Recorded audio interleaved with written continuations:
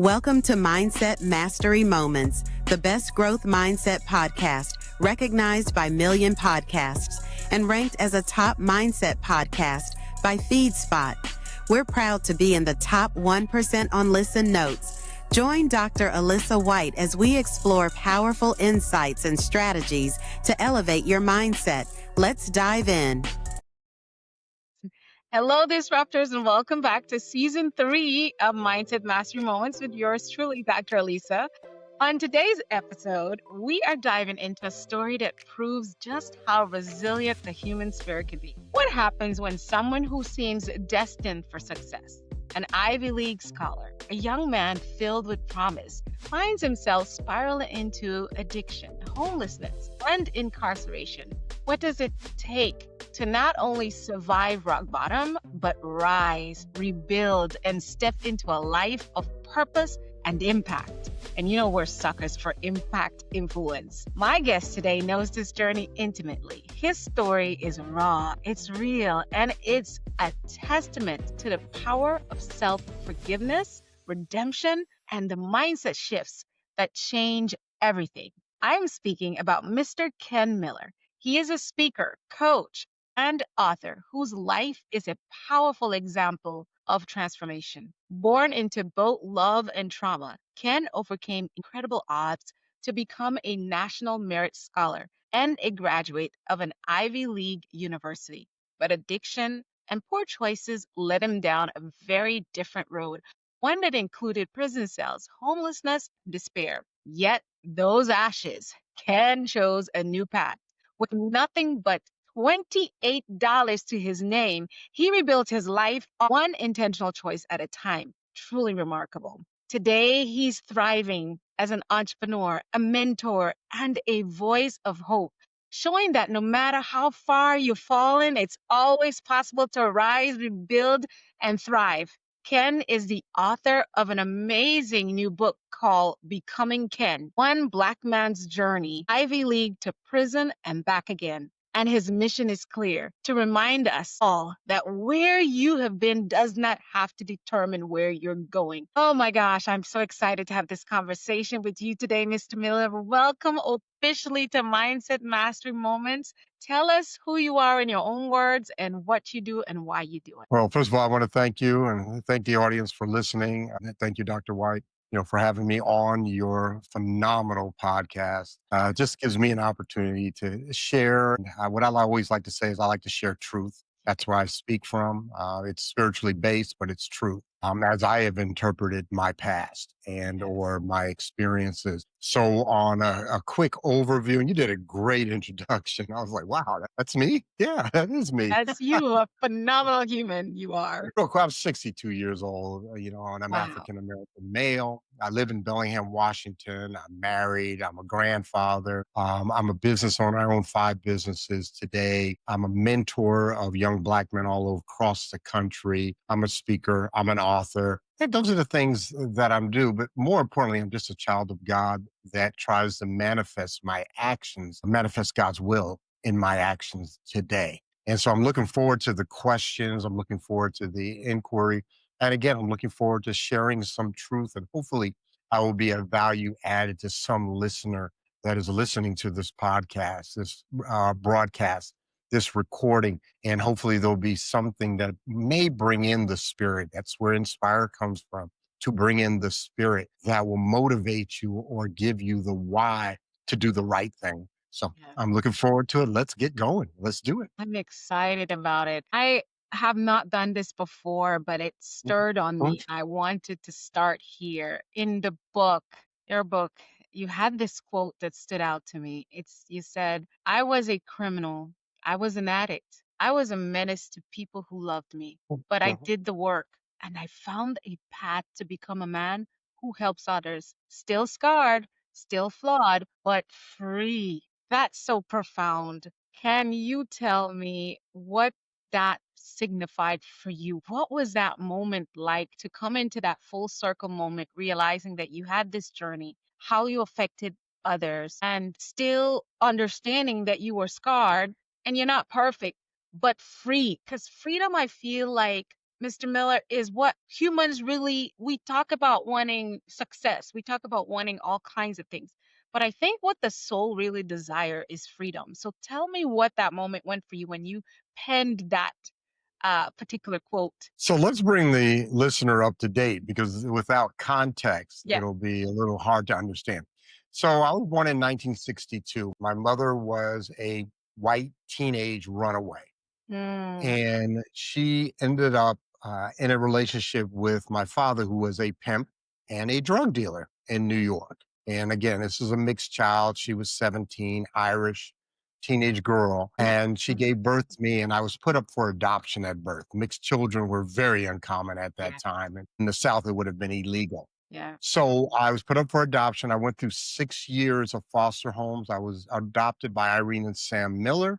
When I was adopted at age 6, I could not read, I could not write, I could not tell time nor tie my shoes because I wasn't being taught that in the foster care system. And then that first summer, my mother, who I call my mother, my adoptive mother, Irene Miller, taught me how to read. I'll never forget that. Just never forget that. It's one of my favorite stories. But she taught me how to read with phonetic cards. So I'm age 6. I was what you might call precocious in that academically or intellectually, I I don't have a gene or whatever it may be, but I took to reading and schoolwork very avidly. And so by the time I was in second grade, I was reading at the fifth grade level.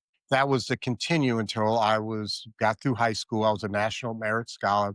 I was accepted to Harvard. I went to Dartmouth College and got my degree. But I was broken. I was broken when I went to college. And we can maybe go into that, maybe not. But I was broken. It's in the book, but I was broken. And when I got out of college, I graduated with a degree in fraternity with a minor in drinking. And that was to cause me some difficulties, obviously, when I went into the corporate world Yeah. in 1984. Within 2 years, and this will get to the reclamation project here Yes. of my life. But within 2 years, 1986, I had relapsed. And within another year or two, I was on the streets, homeless. And I was to remain homeless for 21 years. When I mean homeless, I was homeless. I was in the mission. I was in the abandoned homes, the abandoned cars, Mm, living in the motels.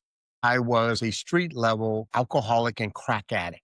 mm, And also, due to those afflictions, substance misuse, I also became a criminal and I was convicted 3 times of felonies. I spent mm, many years behind bars in mm. medium custody penitentiaries. But those, again, those are just the repercussions. Those are the byproduct of decisions Yeah. that I made in those drug addled years. Yes. So in 2004, September 22nd, I was arrested for the last time, I hope, and I was sentenced to 6 years for 3 years. Well, I did 3 years. I was sentenced to 6 years for possession of controlled substances, but more importantly, for sales of crack cocaine. Mm, And I did it 3 years, got out, and this is where the recovery begins, was in prison. And with the question you said, when did I get to the point of the sense of being free? That took mhm. years.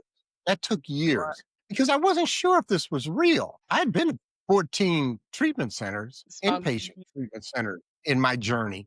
So is this one going to be real or is it not going to be real? And I needed time. Yeah. I'm coming up on 21 years clean and sober. Ooh. And not only that, I've just, ah, I was talking to someone yesterday. I mentor young Black men all over the country. And I was talking to one of my mentees.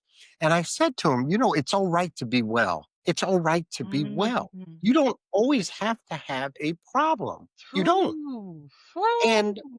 and I don't. I mean, I'm Mm, well.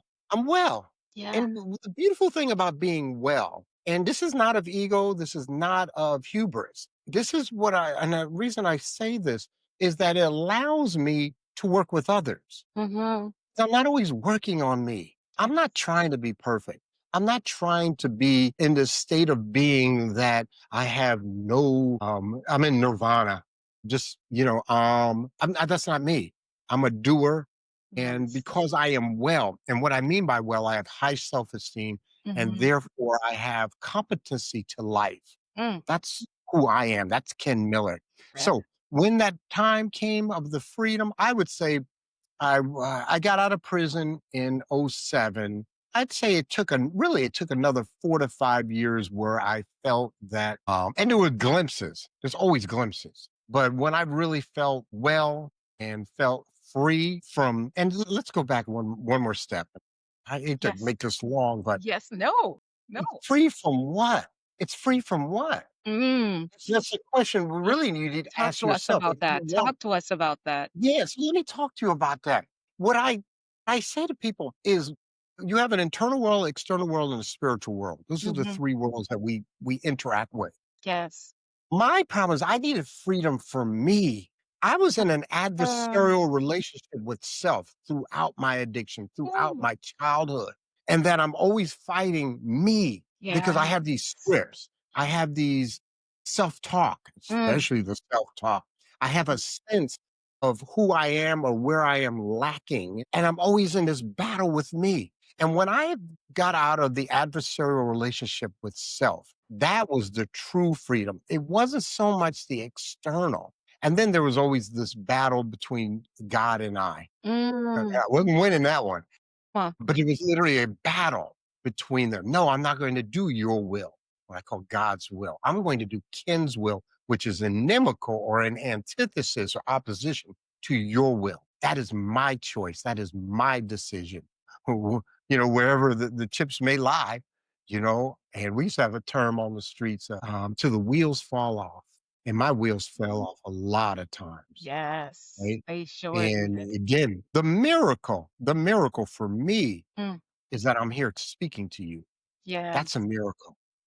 People that go to my level, Mm. and I'm not saying I was worse than any other addict. Believe me, if we had a scale of 1 to 100, I was in, 1 to 5, in Wow. negativity and bad. Yeah. 0 or 1 is dead. I Yeah. was there. Yeah. I was there. You've been there. You've been there. Mhm. Oh, you see, you got me stuck on the free from self because Yeah. it's my belief that the battles, the conflict, the stress, the drama it's first me, and then life is mirroring, my experiences are mirroring back to me those internal struggles. So listening to your journey coming from your childhood, it was already offset, and you battled, I would say, with being adopted. You did everything that you could, because as a child we don't know what we don't know consciously, but subconsciously, you've gone through the rejection of your mama, the Mhm. rejection endured, and going through, thank God you did get adopted and all that stuff. And I'm sure your parents did everything they could because you landed as a National Merit Scholar in the halls of Dartmouth. So there was obviously you were pushing towards doing the best you can with everything you have, but deep inside, there was that part of you that was never confronted and found safety over time with the indulgence of this. Would you say that's kind of how you see it now as you look back at it and understand a little bit more from the psychological space? That's interesting, and I can talk to that. Yeah, I'd I love was to hear talking you share to that because there's Yeah. someone listening to us, Ken, that they're in a pickle right now. They're on a downward spiral. Maybe they're not far gone yet, but they're able to hear this. They're like hearing you and it's like, well, what is wrong with me? So if you can share not a diagnosis, but sort of give us how those early experiences shape both your ambition and your struggle. So what we do is we have adverse conditions or events that happen to us. And this is my opinion, my belief, this is my truth. And because I spent years looking at this. Let me go back to uh, something. So I get out of prison in '07. I start work. I'm clean. The clean just allows me to not have to deal with the repercussions of active drug use. Okay. But I'm still me. I'm still this body, this vessel, this brain, these memories, these experiences. And I'm a big one on scripts. Okay. Their input comes in and I have to play out the script. In fact, it's very interesting, Dr. White. I'm writing a book with a wonderful gentleman named Dr. Will Moreland on respect. And what does that mean, especially in communities of color, but also in the corporate boardroom? But Can't wait respect for and that. I'm disrespect. familiar with Dr. Oh, it's Will going to as be well. it's going to be the bomb. It's going to be awesome. But so here I am. I am been clean for 5, 6 years, and I make a transgression. And the transgression was I had infidelity in my marriage. Okay. And I went deep for 2 years trying to understand why I did what I did. Because it had nothing, literally had nothing to do with the other person. It had really nothing to do with sex. It had something to do with my sense of belonging and inability to say no. Okay. And why I needed validation from external sources, because that's what I needed as a child. I mean, I went in and I went into the core issue.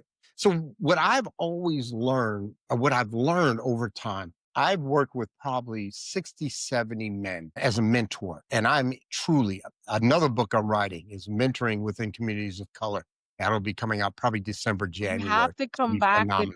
with these works and talk They're about gonna it. be oh, I will. I'll go on the again, so much I wanna say. Say So, it all. This is the space. well, This is yours. This is your stage. yeah. Whatever gives you, and then we'll come back and do another episode if we have. So when I'm working with men, as men, one of our most difficult things is violence. We are violent by nature.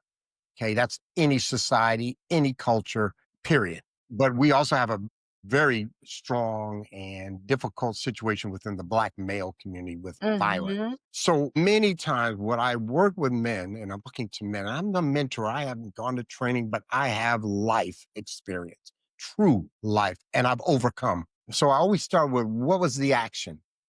Okay, behind the action, usually there's, well, not usually, there's always a feeling. What was the feeling? Behind the feeling, what was the self talk? Because there was a self talk that says, oh, he's trying to punk me. Oh, he's going to disrespect me like that. Or she said, what? Dot, dot. And then behind that, I always look at, because the emotion is anger. Behind all anger, and I've looked at this for 15 years, all anger is based on fear. I have not been able to define an anger that's not based on fear. So we have to define what is fear. Fear is the future anticipation or expectation of pain. That's all it is. Expectation or anticipation of pain. 1 second away, 1 year away. But that's what fear is. We're expecting pain. What is the pain? And many times it's an emotional pain. And then behind the pain, what is the core issue? For me, from my childhood on, my core issue is that I would die alone. That's my core issue, that I would die alone because I knew I wasn't wanted. I knew that as a 4-year-old child that I was thrown away. That's the way I perceived it. That's what my limited intellectual capability, because I'm going to foster home. I know what a foster home is. Okay. You go there for a month and you go to another one. You go to another one, and you go to another one. And until I got adopted, but then what the adoption taught me is the power of the lie, because an adoption Mm. is a lie. It's a lie. Tell us We about would go, I'd be with my mom all the time, and people say, "Oh, he looks just like you." And we would just smile and yes, yes, you that. know. But I knew that was a lie. My name is a lie. Oh That's my. not my name. I'm not a Miller.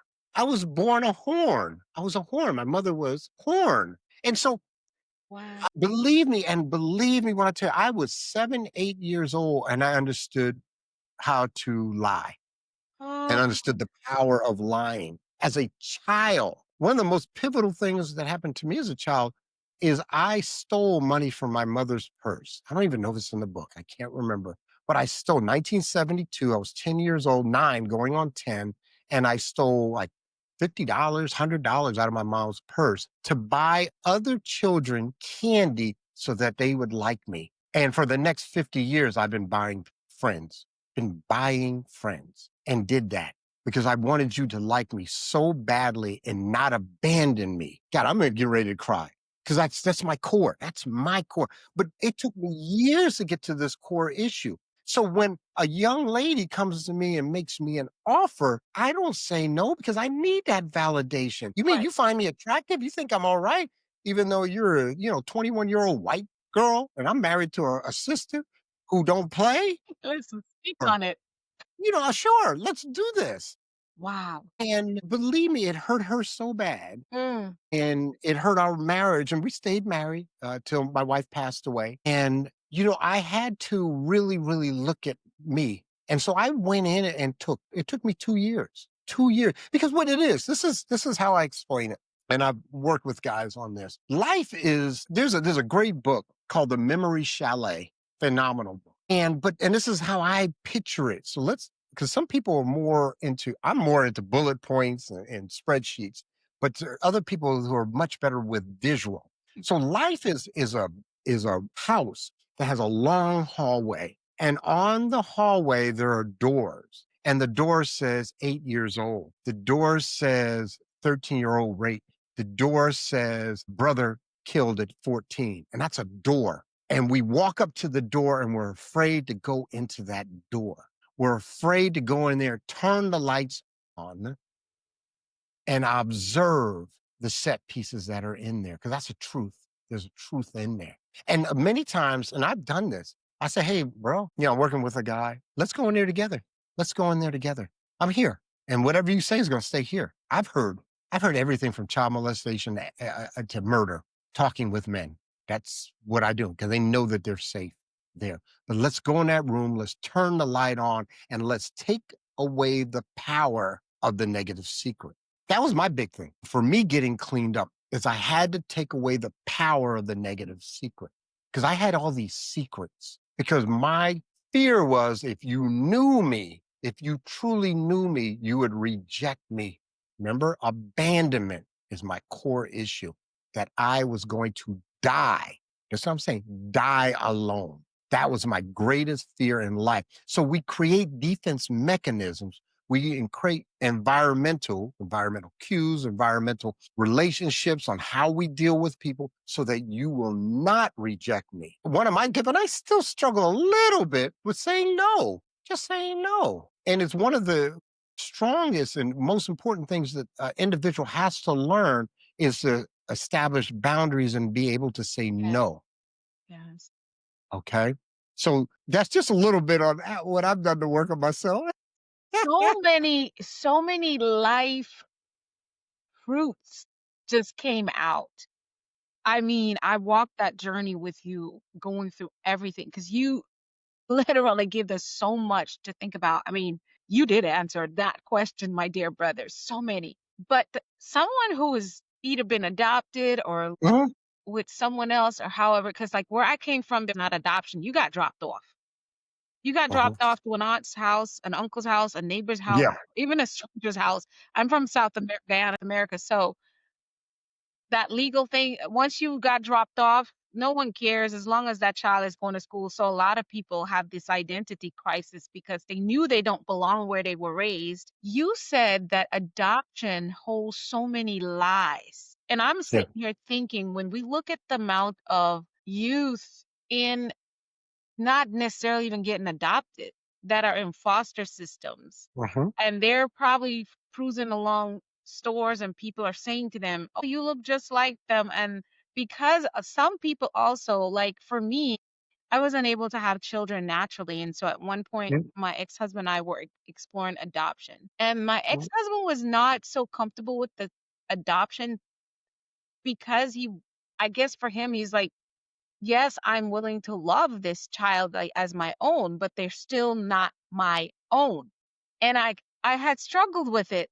But then there's that child growing up and wanting to find its or her parents, even when they might have been adopted at birth. Is it because that lie exists? And then speak to that person who's listening who may have been adopted, and just specifically speaking to traveling through or moving through the concept of where it is a lie, a lot of it is a lie, a lot of pretense. How does that person pivot through that and find their way? What would you say to them? Oh, that's a good one. So I'm going to take it in a little different direction, but I'll come back I to know this. you'll do it. The difficulty is that we personify events. What does that mean? Let's talk about guilt and shame. Guilt is I did. I pled guilty every time I went to court. I knew I did it. That's just 1/100th of what you caught me for.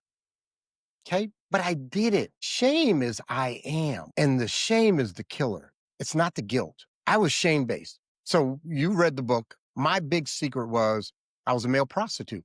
I turned tricks with other men to pay for my crack addiction. That's what I did. Yeah. I was so shamed about that for a couple reasons. Yeah. One, it was somewhat dangerous on the street to be known for that as a male prostitute Yeah. because people will take advantage of you. Yeah. And then in the penitentiary, it would have been game over. Yeah. So I had to keep that secret. There were people who knew, okay, especially some of the other working girls, because I knew some of them. Right. But it was my big secret. And because that's like the lowest of the low on the streets, especially as a male. Yes. You go out there, you can look at Friday, the movie. And it's just the lowest of the low. It's a yes, Okay. it is. It's a So thing. I had to keep that because, again, if you knew that, whether in the civilian world, as we call it, or in the street world or the penitentiary world, those are communities, Yes. you would treat me in a way that would deny me.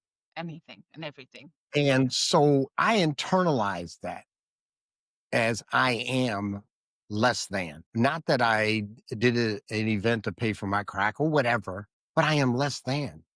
That's I am. We use the term I did something. God, I hate there's a certain word, but I am that. Okay, so that's the difference between guilt and shame, and that's part of the dichotomy that we have. This difficulty that we have, and that we personify an event to say that that's who I am, as opposed to that's what I did. And it's so important that an individual listening. So what happens is I was put up for adoption. One of the key things about the whole process is I'm a seeker of truth. Once I have truth, I can then determine and understand. Plus, I'm so much more mature now. I understand human behavior and especially adult behavior. But as a child, we don't understand adult behavior. All I know is I have been thrown away because I'm a piece of garbage. I must be because that's what happened to me. The event makes me who I am. And that's what I internalize. So the first thing I want to say to anyone who's, adoptive is that you're a child of God. You are lovable. You are worthy. This is an event. This was a card that you were dealt. True. There are cards that people have been dealt and people will be dealt throughout the history of mankind. And you've been dealt the cards. How do you play those cards? How do you play the trauma? How do you play the transgression against self and your value? I was sexually assaulted as a man. I know that feeling. I know what it feels to be dirty. There's no shower that's long enough to get the feeling away. The feeling that I'm less than, that I'm treated in this manner by this man. I know that feeling. So I know the feeling. My dad shot my mom 6 times, came to shoot me. I know that feeling. I know the feeling of being beat so bad that I'm in the hospital. I've had my jaw broken twice, my eye orbital broken, my nose broken, but I've also known what it feels like to go kill someone on 3 occasions. I've gone to kill someone, didn't find him. In one, I wasn't successful in throwing him off the balcony, 3rd floor balcony on a motel, but I know that. But I have all these traumas, but those are experiences. I'm not that person today. I say this all the time. Please hear this, listener. I am a kind and gentle man. That's who I am. But that's a decision. And then it has to be manifested with action. Yes. Did you have something? Mic drop. Woohoo! Listen, I am sucking it all up because you are living, breathing of what we talk about on this podcast, what my whole entire work is about, the identification that the difference between shame and what you've done is so important. And I wrote our international bestseller is called I Am. And that's Wow. exactly Wow. about talking about releasing shame. That was the premise of it. And all of us were women who went through some form of narcissistic abuse and ended up in poverty or whatever. Mhm. But it's a releasing of shame. And when you talk about that, I know when I was an early childhood educator and I was managing early childhood, but I did my degree in early childhood education, very first degree. And we learned about separating the child's behavior from the child. And Mhm. so we live in a society where we're able to do that for children. But when someone gets a label, oh, this is a sex offender, this is a prostitute, this is a drug Mm. addict, and it's just even our culture legally allows us to label people forever. Once you become a felon in the United States, it's very slim chance that you can get that off your record, right? And so Correct. it's so important for our listeners and viewers to hear you say, this is who I am, this is what I've done. But here's the thing about who I am. I get up every day and I choose to be a kind and gentle man. I can choose that and I can unchoose it. And I'm snickering in the back of my head because I heard myself say that. And I see it all the time where people comment on a lot of fights and outbreaks that someone woke up today and chose violence. Yes, that is a choice. Now, there are some underlying factors that will push you to basically feel like you have no other choice but violence. But it is a choice when you get to a certain age, but you have to create an environment and all kinds of things. So, my question is to you, when you say choose to continually see myself as a kind, gentle man, what does that look like as we try to help our listeners and viewers understand how that choice is made? Because I'm sure someone's listening. It's easy for you to say now you're recovered. It's easy for you to say because let's face it, statistically, nearly 70% of people who leave prison are rearrested within 3 years, right? Yet Mhm. you, Mr. Miller, walked out with nothing but $28 to your name and you chose a different path. What was that mindset shift and what kept you becoming? Because they're listening and saying, hey, what is it that you choose to be a kind gentleman? What is that behind? But it's a choice. Tell us how that So works. let's, okay. So let's start with the kind and gentle. 1997, I went into the rooms of recovery, one of the anonymous meetings in one of my attempts to get sober. And sitting there in the chair, and a gentleman at the table speaking, and he said, I am a kind and gentle man today. And I about fell out of my chair, literally, almost fell out of my chair because I was on the streets. And no man would say that on the streets. You would be taken advantage of. Okay. You were Mark. And I'd never heard a man say that. I'd never heard my father say that. I'd never heard an uncle say that. I'd never heard a man say that. And you never heard anybody say it about any man either. It's not a common And thing. blew me away. Just, I mean, literally, that's why I remember the year, everything. Okay. So I go to the penitentiary. Let's rewind to the story. So there's always a pivot moment. And the pivot moment is it's a sublime, profound moment of this is where you were before and this is where you were after. September 22nd, I wake up in a closet. I have a pair of sneakers on, no socks, a pair of shorts, no underwear, and a t shirt. Those are the sole possessions I owned in my world, period. That's it. And I knew I was toward the end. And what happens is you first lose hope and then the body will go soon after. And I was down to the mustard seed of hope that there was anything better that was going to happen in my life. And I was suicidal. I had already tried to commit suicide on a couple of occasions before, but this one, I truly believe I was going to be successful if I could not go to treatment again.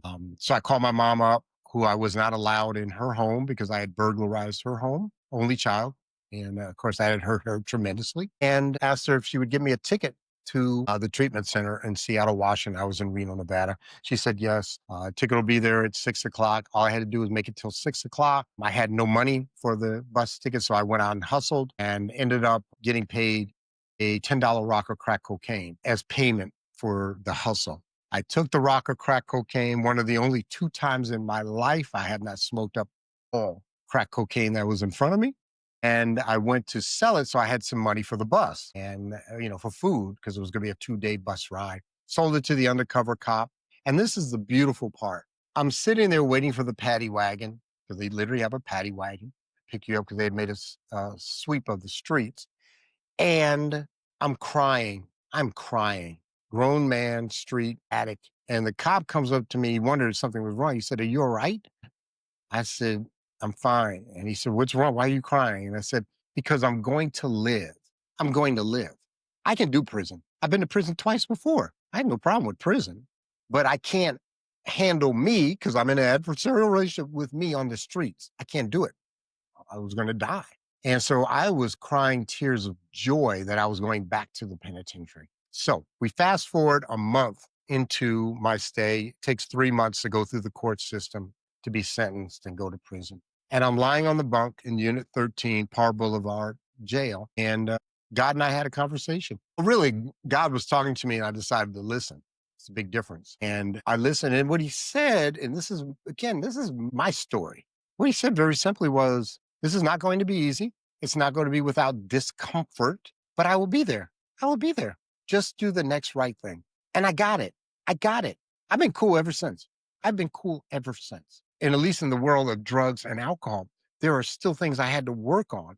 So let's talk about what I had to work on. And listeners, I want you to hear what decision I had made. Choices we have, decisions we make. That's the difference there between a choice and a decision. A decision means that we're going to put action and we're going to have intentionality behind that choice.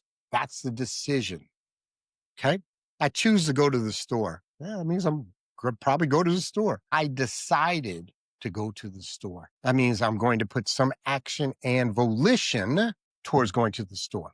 So I go to prison and I knew from the jump, and I've been thinking I needed to work on 4 things. I needed to work on physical, mental, emotional, and spiritual.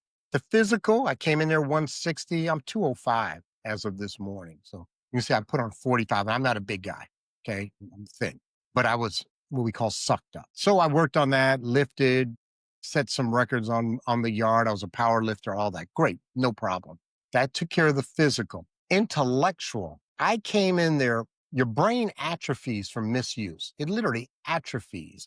The cells, the neurons do not click because you don't use them in an intellectual. So my vocabulary shrunk. I had some words that we can't say on this podcast, but I had some words, but it was small. I had a small vocabulary. I would read a paragraph. This is what happens after, 15, 20 years of drug use. I would read a paragraph and I could not tell you what the first sentence said. I couldn't remember by the time I got to the last sentence in the paragraph what the first sentence said. That's how bad it was. So I began reading, and I ended up reading my best year. I think it was 2004 or 5. I read 160 books, and I read nonfiction. Okay, because we have a library at prison. So I worked on intellectual, and in fact, what I did as what they call my hustle in prison is I wrote letters for illiterate Black men, which was eye opening. That's what I did. Illiterate Black men who could not read or write. I would write letters for them to their pastors, to their girlfriends, to their wives, sometimes wives and girlfriends, because they could not, they couldn't write. And they would pay me a stamp. Everything is done in stamps. So that took care of the intellectual. This is over a 3-year period. Then I knew this is an important one. I needed to work on the emotional. And again, how did I see the world? Why did I have so much anger? Why did I have so much fear? Why did I have so much shame? And so I went they have counselors in prison. And I'll never forget, it was a white lady and I'm sitting down with her, civilian, we call them civilians. And I'm sitting down with her and I said, how many do you have on your caseload? And she's not really supposed to answer that question, but she looked at me. We had built, this trust over time because I was consistent coming in. And I'll never forget, she said 2. There's 1,100 men on the yard, and 2 men were availing themselves of this free resource to get counseling. I'd go to NA and AA meetings, and it would be me. Sometimes I'd be the only one there, but I was there. So I worked on it, and that's where I began to break away the power of that negative secret. And I talked to her about my behavior on the streets and the things that I had done on the streets and how I felt about the things that I had done. And so I started with one person. Then I went to a small group and shared about it. Then I went to a larger group. Now I stand in front of thousands and say, Yeah. I was a male prostitute that was based on shame. Yeah. This is what it did to me. Right. This is how it made me feel less than. Now I can sit in front of you. And I say this sometimes, I don't care if you like me. I don't have it as a message. Exactly. I have a lot of people that like me, Yes. Dr. I White. love They you. like me. They like me. Yes. They love me or like me, Yeah. love me. They Yeah. tell me, I love All you, of it. Ken. All of that. But I thought I needed everyone To to like approve me, of you. Yes. approve of me, because I didn't want to die alone. Mm. And then again, I had to work on the spiritual. Okay. And the spiritual, so I looked at a lot of different religions, and now I have my own spirituality that I'm very, very comfortable. And this is very important because, in the end, and I say this to all the gentlemen that I work with and talk with, is if you have a spiritual presence, whether you call it Buddha, Allah, God, Jesus, doesn't matter. That doesn't matter to me, at least. That spiritual essence or spiritual belief has to modify behavior. Or you're just talking.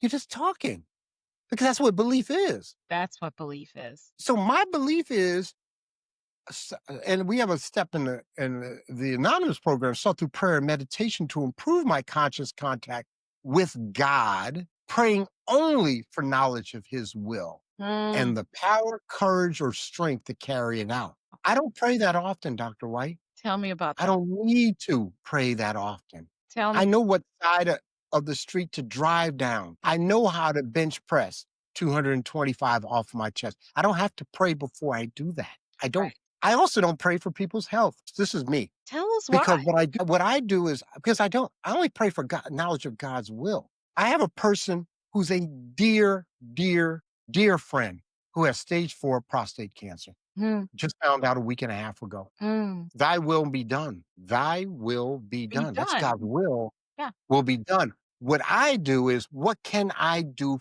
physically Mm-hmm. to assist you, support you in this journey through Yes. surgery, chemo, Right. and radiation? Right. I And support that. Listening to you at first, someone might think, well, what is he saying? I got really curious. And Mhm. what I'm hearing is a mindset of surrender. Ooh, ooh, you didn't want to go there, did you? You want to go there? We're Come on, gonna go come on. there. Here's why. It's my Okay. personal belief, and I teach this all the time, Ken, that Mhm, you could go up against a tide, and you will drown before that tide turns around and changes mind about the direction it's going. And so mhm, I believe that life is that tide. And the only way for you to really make it when the tide rises and or the tide is just tiding or just being, it's the water is flowing, it's to flow like water. And for me, that is a place of power. It's yeah. surrender. But you see, we have a negative connotation of what surrender looks like. If, Oh, it's freeing. right, if I tell someone, if the doctor tells me I have stage 4 cancer, Mhm, my this is my mindset and where I live now. I wasn't always there, but now it's like, okay, so I'm not gonna go into, oh my God, how could this happen? Where I'm gonna tell you, this is Alisa, and I've had friends and loved ones sit with me through some of the worst diagnosis. I didn't have cancer, but I had a cancer scare a couple mm, times, and uh-huh, I did not freak out. I'm like, okay, so how do we know it's for sure? What do we have to do? What does that mean? When that best-selling book I told you about, Ken, I was in mm, the hospital. My blood count was 6.2 and I was still bleeding and they couldn't stop it. And I was in the hospital in the book lodge. I got on Zoom and then went you back didn't to know. sleep in the hospital. Because here's the thing, if I had one more hour on planet Earth, and the book was launching, as long as I could physically get up. No, it wasn't a place. If I needed to rest, I wouldn't be on the Zoom, but I was able to be awake and I was talking to everybody. So why not get on the Zoom and enjoy it? And up until now, there's still video of me in the hospital gown because I didn't have any clothes yet. My point is, I was going to enjoy every moment of this breath that I was given, not out of Mhm. fear, but out of I'm alive. And when you go through certain things, I feel like you have a choice. You can keep fighting and resisting, or you can surrender and enjoy and live in that level of freedom that I can't give words to. Here's the mic, Ken. It's all yours. Okay. I want to talk about surrender real quick. So I was in treatment in 1998, Jackson, Mississippi, place called Copac, great treatment center. Again, it's the treatment center is only as good as the individual that's willing to adhere and or do what is put in front of them. Yeah. But I'll never forget, I'm walking with this psychiatrist who was in treatment also. And he said, Ken, you know what your problem is? And when you hear that, you're like, this could be good. He said, you have situational ethics. I wanted to fight him. I wanted to fight him. I wanted to hurt him for saying that because he got me. He saw through the mask. Yeah. And what I mean by that is I'm a very ethical person depending on the situation. Okay. And what I don't have is integrity. and Mm, that there's integrity in my ethical walk. This was me. I am very, very good now. right. And what it means and why I wanted to go into that and that integrity is an integrity, just an adherence to an internal code of conduct and or Yeah, ethics yeah, or behavior. And there's also congruence or alignment between what comes out of my mouth and what action I do. And yeah. there's a difficulty sometimes. But I want to go back to the surrender because what happens is people do what is called conditional surrender. It Mm, depends on the condition. So there's two surrenders in war. Literally, war is a legal term, and countries go to war, and there's a form that you send out that you state that we're in a state of war. We yeah. The United States doesn't. That's why when we don't do it, it's a police action or whatever. So in World War II, the president said only thing that he would accept is unconditional surrender, which means we establish the conditions. You can't, as the loser, establish the conditions of your surrender. Uh, It has to be unconditional. And Japan didn't want to surrender because they thought you would do something to their emperor, yeah, okay, which is quasi spiritual. So they didn't want to do an unconditional. And some historians think that thousands of lives were lost because the president, just in a speech, said, only thing we will accept is unconditional surrender, right. right? Because then it made them fight longer Yeah. until the bombs. But anyway, that's what we do in life. We do these conditional surrenders instead of doing an unconditional surrender because my surrender is to God. Mm, That's my surrender. mm, I'm stop fighting you. Your will, thine will, not mine. yes. I got to stop playing God because Mm, that's what I come on. did. That's what pride is. The greatest sin is pride. Yes. I'm a God unto thyself. Yes. That was the number one sin. That's what got, if you did Paradise Lucifer Lost, cast out of heaven. yeah, yeah, you get cast out of heaven because he wanted to be equal with God, Satan Yes. did. And I cast thee because you can't, you Can't can't be do it. only. I That's call it, that's why I pride. say the I God want to be a complex. God. And we I all know have this a is God so. complex going on every now and then. Anyway, I have to get going. I have I another. know. Let's wrap it up here. Yep. Just a couple seconds where I just have to ask you, Ken, what is success for you now? Success for me now is watching my grandchildren. Success for me now is getting on stage and having people come up to me afterwards and thanking me. Success for me now is sitting across from a Black man with tears in his eye because his dream came true. Yeah. That's success for me. I am a very successful man. I love my life. I like Ken. Ken's a Yes. kind and gentle man. I love Ken. Kind He's and good gentle people. man. He's good people. He's And good. I'm glad to be that person. I live in this. So I get to hang out with me. Oh, I can't wait to hang out with you, Ken. I know that you have to go. So, Disruptors, you are going to have to tune in for part 2 of my conversation with Mr. Ken Miller. Thank you so much for being with us and see you on the next one, you all. Right?